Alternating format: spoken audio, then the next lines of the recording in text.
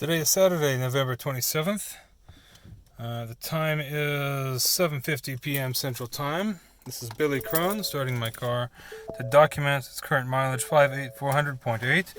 It currently has an error because the shifter was not shifting. I'm going to document this failure as well. That's the point of this video. So you can see the brake light works, so the brake pedal sensor is working.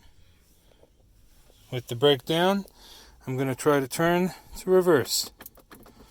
No se funciona. It does not let me shift to reverse. It is stuck in park. Same as was happening before Thanksgiving evening. Again, my foot's on the brake. Now it's off. Now it's on. You can see the brake light's on.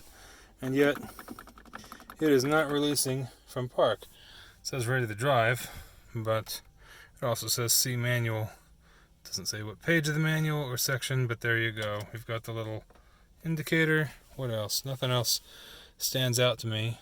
It has received 8053 as the ticket number here at the Ford dealership on Metcalf. And they said they'd look at it Monday, which is 2 days from now. But that is the symptom. The park brake button functions. Transmission will not shift out of park. I'm going to leave the park brake on. There's a little bit of a grade in this parking lot. And I guess that concludes the video.